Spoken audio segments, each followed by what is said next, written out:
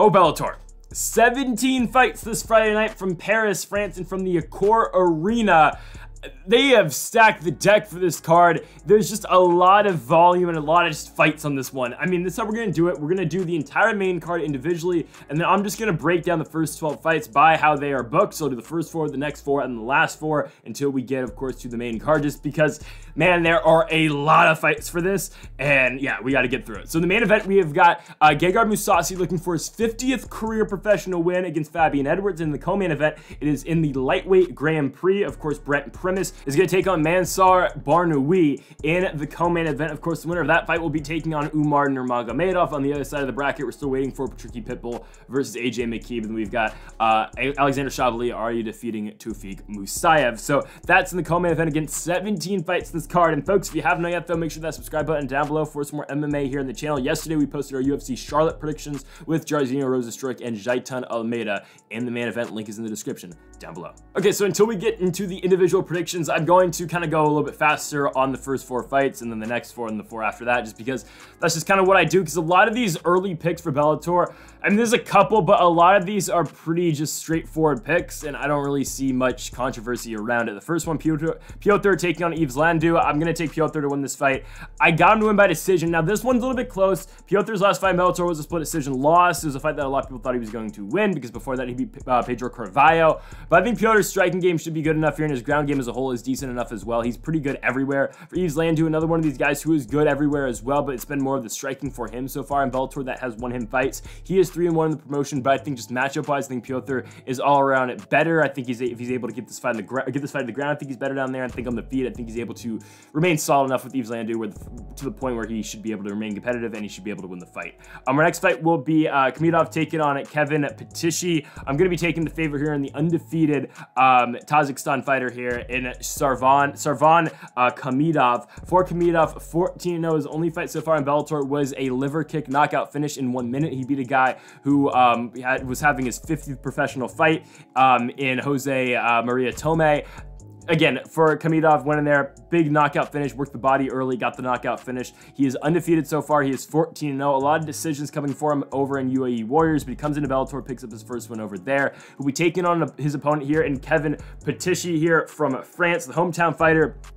Getting his first fight in Bellator, fought twice in Ryzen back in 2017, went 1-1 over there. Since then, he's been fighting in various promotions, but most notably the promotion 100% Fight, which is a French promotion. It's a decent promotion, which kind of feeds a lot of Bellator fighters who do fight in these, France Bellator cards do come from that promotion in 100%. He has won his last 2 fights, one by guillotine, one by knockout, against guys, though, who aren't that proven. I'm going to be taking Kamidov to remain undefeated with a victory. I don't know if Brett Johns is really this low on the card. If he is, this kind of sucks, but he's going to be taking on Marceli Alves in this fight.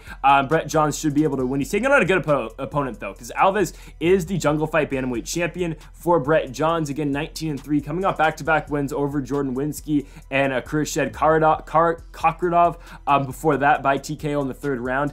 His momentum in Bellator did get stunted by his first fight in the promotion, where he was a huge favorite against Danny Sabatello, but little did we know how good the Italian gangster is in Sabatello at that point. It was Sabatello's first fight in Bellator, coming off that win against Damon Blackshear for the Titan FC Bantamweight Championship, but Brett Johns' first fight in the UFC after back-to-back win, or in Bellator, excuse me, after back-to-back wins in the UFC over Tony Gravely and Montel Jackson. He hits free agency, goes to Bellator, and he runs straight into Danny Sabatello, and Sabatello beats him. But since that loss to Sabatello, Brett Johns has won back-to-back fights. He should be able to pick up the win here against Alves. Alves is a very good striker, but Brett Johns should be able to take this fight down. I think he should be able to control Alves throughout this entire fight while the fight is taking place on the ground. I think the wrestling in this fight is going to win it for Brett Johns. Our final fight for the final 4. We've got Asail taking on Georges Sasu. Going to be taking Asail to win this fight. He is a pretty big favorite in this one. He is 5-1 professionally, fighting out of SPG Ireland. The French-born fighter, again, 5-1, taking on his French counterpart in Sasu, who did lose his first Bellator fight back in 2021. He lost one by split decision in the fight. He was an underdog in, but similar to some of the other fighters we've talked about earlier, again, Sasu coming out of that 100% promotion in France for Asail, excuse me. 3-1 so far in Bellator. wins in his last 2 fights, the last one being a huge unanimous decision victory over Liam McCracken, beat Jordan Barton before that by knockout. Asil's got, I think, a better striking game than Sasu. I think he's going to be able to dominate on the feet. I'm not going to predict a finish, but I think Asil's able to win this fight by unanimous decision. Next up in the next 4, we've got Fabrikai Gietta taking on Adrian Romero Rodriguez. Going to take Gietta to win this fight by first round knockout. It feels like the easy pick. Fabrikai is pretty good. I know he lost his last fight by split decision, but this man is a pretty solid striker. Doesn't always get the knockout, but I think we're going to pick it in this fight. I think Gietta is way better than Romero Rodriguez in this fight. For Rodriguez, losing his last fight by knockout in the first round by TKO in Centurion, a fight championship over there in, I believe, in Italy, if I'm not mistaken. I think it's an Italian promotion. I think Gietta's just better here. He's one of the guys Bellator does want to push, I think, somewhat in this division, especially just in terms of, like, you know, French MMA. They want him a lot because, you know, his last fight lose by split decision, but his first 2 fights in Bellator both wins by unanimous decision. One of them over Dominic Wooding, a guy who is currently participating in the PFL Europe season. For Wooding, he's going to be taking on, I think when's that PFL Europe card? It's coming up soon. It's in a couple months. But this is a guy who is in the PFL tournament for Europe, a guy who will, I mean, likely lose his next fight, I think, but still, you know, he beats Wooding by unanimous decision. He beats Nathan Rose by unanimous decision. Gietta's got a good striking game. I think it's going to be enough for him to win this fight. I think he's going by first round knockout. Next up, we got Stephen Hill taking on Nicolo Soli in this fight. I got Stephen Hill to win this fight by unanimous decision. He's undefeated, 7-0. He hasn't really been tested all that much in Bellator so far because the guys that they gave him an 8-6 guy, and they gave him a guy who's 7-9 his last fight. Again, not the greatest opponents that they've been giving Stephen Hill, but Stephen Hill is a all-around good grappler. His striking game is good as well. He's going to be taking on another SPG Ireland guy here in Nico Soli, who just beat Camara in his last fight by split decision. And for Camara, he's a guy we're going to be talking about in just a few moments here. But yeah, good win for Soli in his last fight. It's a close fight that, you know, maybe he won, maybe he didn't, but he's still a solid fighter. I think Stephen Hill, though, is just better. I think Stephen Hill is going to go out there. I think he's going to win it by unanimous decision. Next up, we got Denise Kyle-Holtz taking on Paula Cristina in this fight.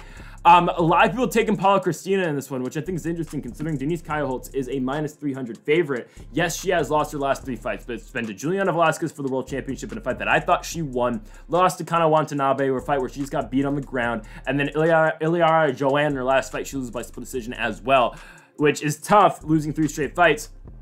But don't forget what she did in Bellator beforehand, the win over Kate Jackson, the knockout. Kyle-Holtz is always going to have power, and she's always going to be a good striker. I think she is still the better striker between her and Paula Cristina. Christina's not really a grappler. She's a fighter that's going to try to keep the fight on the feet. Her most notable opponent has been Dakota Dachiva, obviously the PFL's big star, and Dachiva, who will likely be the first PFL Europe Women's Champion. But again, Christina's a solid striker, but I don't, you know, if they gave Kyle-Holtz a grappler, I'd be a little bit concerned, but they gave another striker. I think Kyle-Holtz is able to bounce back and pick up a win. Again, I'm surprised the amount of people who are picking Cristina, but I'm taking Denise Kyle-Holtz to win by unanimous decision. Next up, we have got Oliver Enkamp taking on Luco Postlet. I'm going to be taking Enkamp by second round at TKO. Of course, he's one of Bellator's guys. He did fight in the UFC back a while ago, lost back-to-back fights to Nordin Taleb and Danny Roberts, but so far in Bellator, Enkamp is 4-1, the only loss being to Kyle Crutchmer. Again, Enkamp is a, you know, all-around very good fighter. He can mix it up both on the ground and on the feet. Primarily, though, Enkamp is probably going to try to take this fight down, considering, you know, Luca is good on the ground too. He's a guy who can get submissions, but I think that's where we're going to find out where this fight does end up. And honestly, we're going to find out who the better fighter is pretty quickly, because I think, again, this fight pretty much relies on the ground game. On the feet, maybe ever so slightly I take Oliver Enkamp, I don't know, but on the ground, again, this is where this fight will get interesting, and that's why I'm taking Enkamp to win, because it's top pressure. I think eventually he will be able to, you know, end up getting his strikes off while they're on the ground, and I think Enkamp will be able to win by TKO. But again, I think it's an ever close fight. I really do think it is, just because, you know, Enkamp on the ground with Postlet is just going to be, with Postlet, it's going to be interesting. I'm going to take Oliver Enkamp to win by second round TKO. One of the fights, so I'm not really all that confident in, but give me Enkamp to win again by second round TKO. On to the final 4 before we get to the main card. First up, we got Camara taking on Roman Debinet here in this fight. I'm going to be taking Camara to win this fight. I'm going to take him by decision. I'm not confident in this one, I'll be honest with you, because Camara is a guy who's 1-1 in Bellator. First fight in the promotion, won by knockout in the first round. Drops the next one to Soli by split decision, but he's taking on a guy here in Roman Debinet who has not fought yet in Bellator. This is a guy who's won his last 4 fights. He started his professional career 1-3, but now has brought that record up to 8-4. far. I just don't know how to judge this guy because he has been being on the ground a lot. He's got a lot of quick knockouts, which, if anything, it's going to make for a really exciting fight early, but I think where Kamara's going to have the advantage is going to be on the ground. If he works the ground game, I think Kamara is able to win this fight. I think that's how he's going to win his decision, by grappling Debonay here. I think he's going to win it again by unanimous decision. Next up, we have got Kyle Stewart taking on Gregory Babinay here in this fight. Babinay, I believe. For Stewart, again, this guy is 15-6. For Gregory, he's 22-11, 4-0 so far in Bellator, but it has been sporadic appearances for him. His last one being the Mike Shipman win, where he knocked out Shipman in the first round, a fight where he was an underdog in.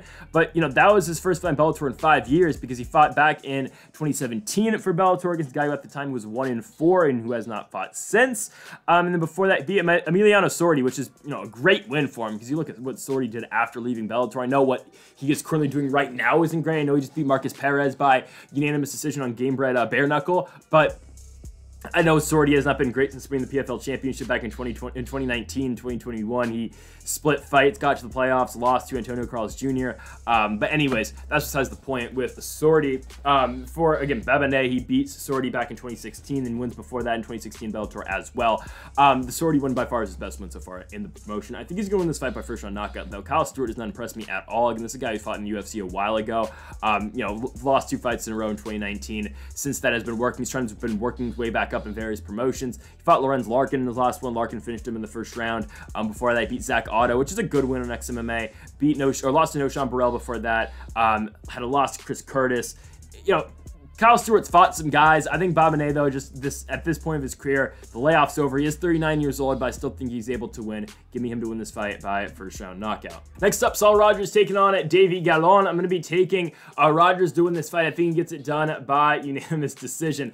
Rogers is 15-5. Coming off his last fight to Tim Wilde, he lost it by split decision, but before that, beat Gorgi Karahanyan by unanimous decision, and then lost to Mads Burnell before that. Again, Rogers is a guy who's been there, done that before in Bellator.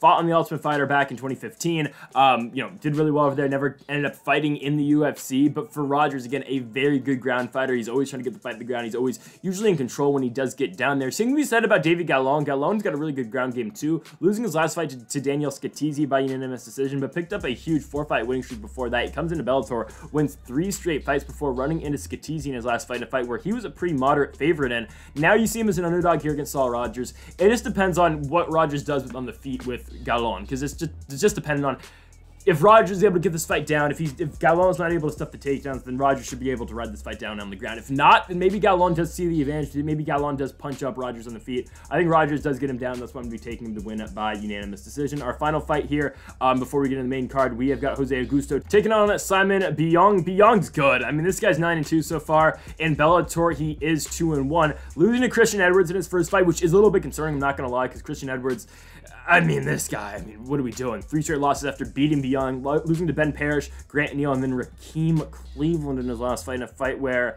yeah, Edwards was a -500 favorite in, which does get concerning for Biong, but I think Biong's in a good position to win this fight, considering Jose Augusto has been shaky since fighting Anthony Rumble Johnson. He was 6-2 or 7-2 in Bellator, or just in all. 1-0 in Bellator after beating Jonathan Wilson. They push him immediately to Anthony Rumble Johnson. Rumble beats him. It's a fight where, yes, Augusto has Rumble in some danger. You know, he drops Rumble in the first round, but eventually Anthony Johnson comes back in the second round after dropping the first, probably comes back and knocks out Augusto in the second round. After that, Augusto gets Alex Polizzi. He loses by third round rear naked choke. He was booked against Victor Nemkov. Fight doesn't happen. Now he gets Simon Biong.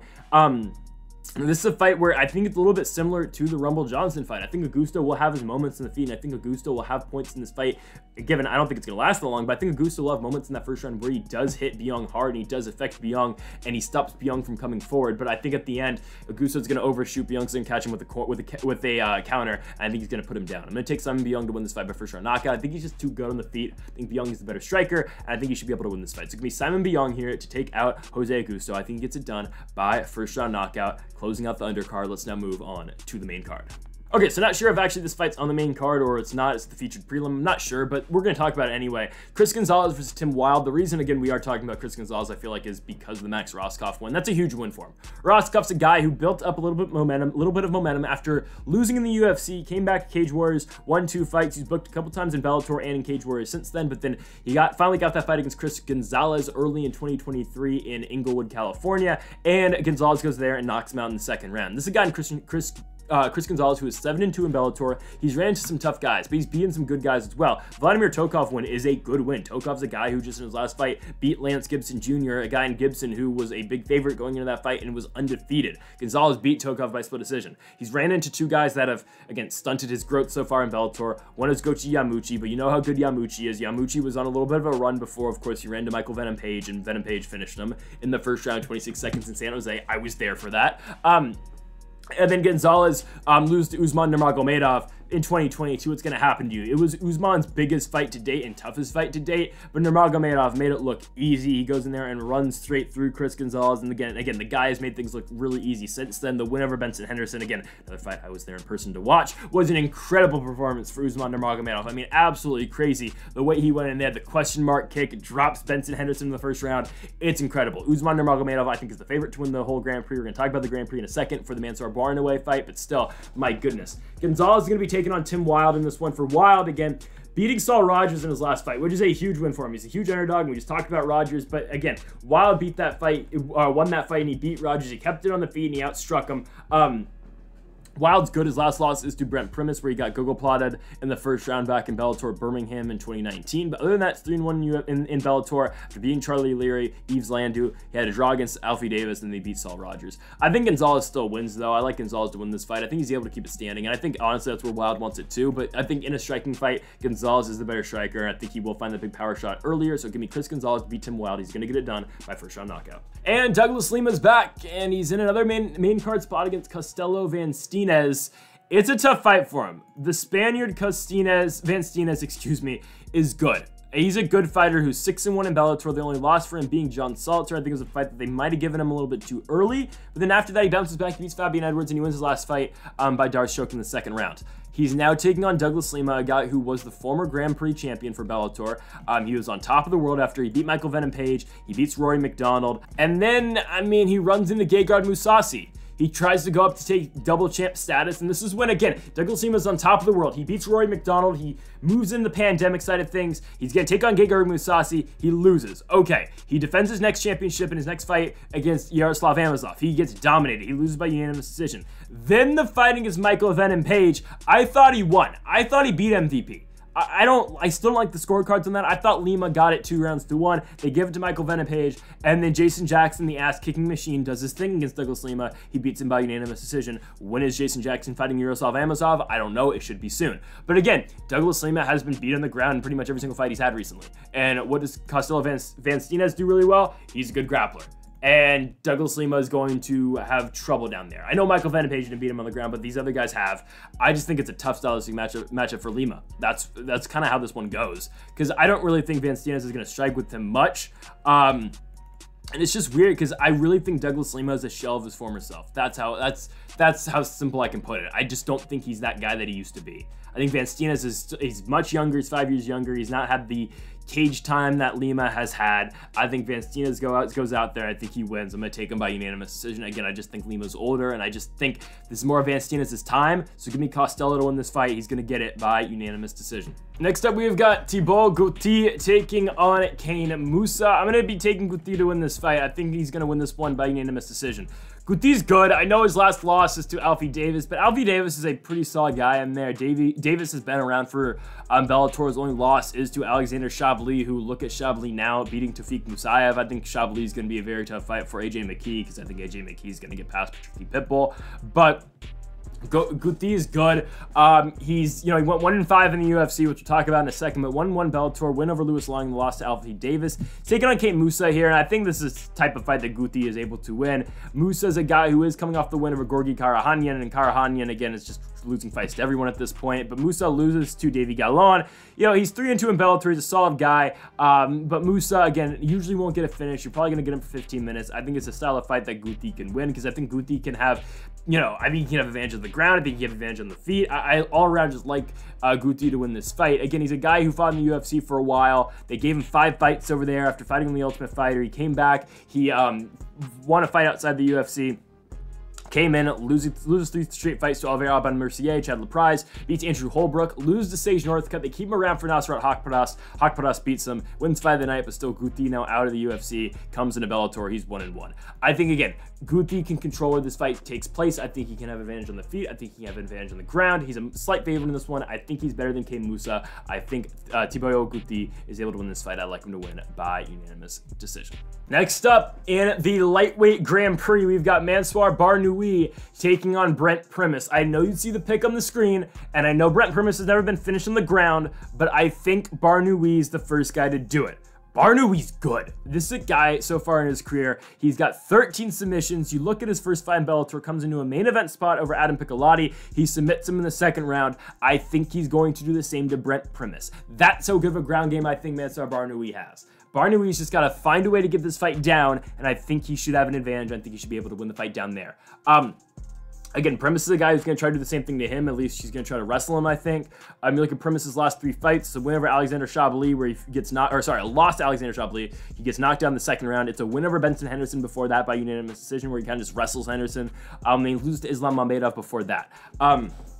Yes, Primus is a good wrestler. He's a guy who has got really good jiu-jitsu, but I think Barnaoui is just a little bit better down there. Barnaoui, I think, is going to be stronger than Primus down there, which I think is kind of a tough thing to say because Primus is a very strong guy in terms of, you know, wrestling and such. But I think Barnaoui is able to get this fight down. I think Barnaoui is able to find a way to submit him. Just because you look at the way Barnaoui is able to finish other guys, I know Primus is going to be by far his toughest opponent. That is, again, that's, you know, no doubting that. But you look at the way Barnaoui has won. You see his wins at Road FC. That's where, again, he made his, you know, his real impact, where he won the Road FC Lightweight Championship. And coming off 3 years layoff, he comes in, he beats Piccolotti by second round submission. That's huge. Now, I do think the Primus fight for him is tougher than the Sydney Outlaw fight. I think the Sydney Outlaw fight would be a lot easier for Barnaoui. Of course, Outlaw got popped for a failed drug test, so that fight's not going to be happening anymore. But Barnaoui and Primus, again, I think it's interesting because, again, Primus has got a really good jiu-jitsu base. He's a really good grappler. You've seen him in submission underground before.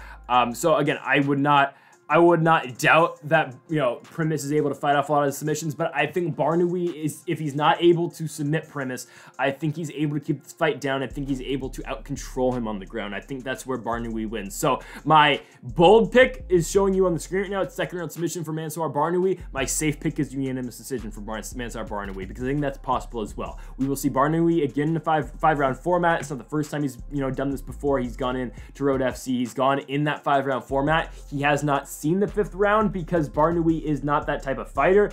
In, again, Road FC, all rear naked choke finishes except for one was a flying knee back in 2019.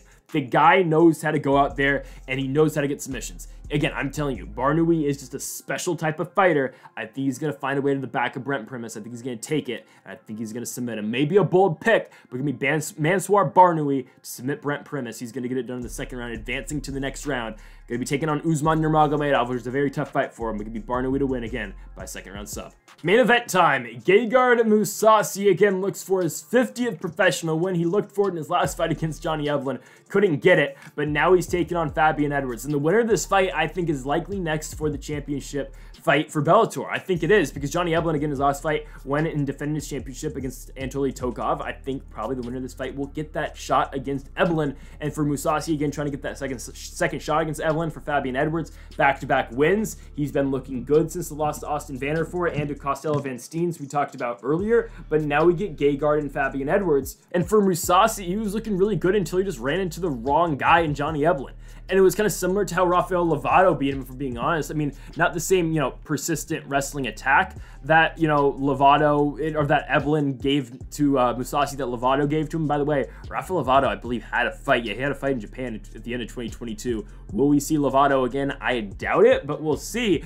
For Gegard, again, losing to Johnny Evelyn, but you have to look at the title run that he put together before that. He was looking pretty good. I mean, you know, he's got the win over Lyoto Machida. That's not for the championship, but the win over Douglas Lima for the vacant title. John Salter, he defends the championship against, and then he looks really damn good against Austin Vandervoort. Now, I don't think we realized how not ready for the championship fight Austin Vandervoort was at the time. I mean, again, Gegard was a pretty solid favorite, but he was a bigger favorite against John Salter, and he was a bigger favorite against Lyoto Machida than he was against Austin Vandervoort, which is kind of telling, because Vandervoort was undefeated, but a lot of people were high at on Vandervoort at the time. It's just that he wasn't ready for the spot just yet. But Gegard still, he's only 37 years old. This will be fight number, oh my goodness, it will be fight number Math 60 for Gegard. No, wait, my math is really bad. Hold on. This will be fight number 70. Wait, simple math, 50 plus 10. This will be 61. I got it the first time. I don't know why I questioned myself. This is fight number 61 for Gegard and Mousasi, not 70. But again, he's 7-2 in Bellator. He's still good. Gegard's still good on the feet. He's still a really good striker. You know, we'll see what Fabian Edwards does, because Fabian Edwards will likely strike with him as well. So you're likely just going to see a striking fight between Gegard and Fabian Edwards, which I think it still favors Gegard Mousasi. Because you look at Edwards, okay, sure, he cleaned up an old Lyoto Machida. That's what he's supposed to do to Lyoto Machida. And then he beats Charlie Ward by unanimous decision. But in all fairness, he was a big favorite against Charlie Ward. Ward's a guy who just lost to Mike Shipman. Charlie Ward's 42 years old. He's supposed to do that to him. You now get Gegard and Fabian Edwards, and I think in a fight like this, Gegard's still able to strike Edwards. I think he's able to go in there. I think he's able to close some distance, because Edwards will have the reach advantage, but I think Gegard's able to catch him on the inside. I think Gegard's able to keep doing that for 25 minutes. I think it will be a repetitive thing that Gegard's able to he's able to continuously catch Fabian Edwards throughout this entire fight. And I think Mousasi's able to win. He's still 37. You know, he's not done just yet. He's looking for win number 50, and I guarantee Bellator is going to make a big deal out of that once he does get that 50th win. But again, this is a guy who's still looking for the world championship, I think. If Gegard can win this fight, obviously, hell, then you look at a world championship opportunity yet again against Johnny Eblin. But I think Mousasi gets that one step closer. I think he beats Fabian Edwards, and he'll get it done by unanimous decision. So give me, again, Gegard to win to close out Bellator Paris. And folks, thank y'all for watching. Make sure that subscribe button down below for more. Make sure to like if you did enjoy the video. Make sure to go check out our UFC Charlotte predictions posted yesterday with, again, Biggie Boy and Almeida in the main event. And make sure to comment if you do disagree with any of the picks. We'll be back for Bellator, I believe, in about a month when they do that card in Chicago, Illinois, between Vadim Nemkov and Yoel Romero in the main event for the light heavyweight championship. So folks, thank y'all for watching. Make sure that subscribe button down below for more, and Mamba forever.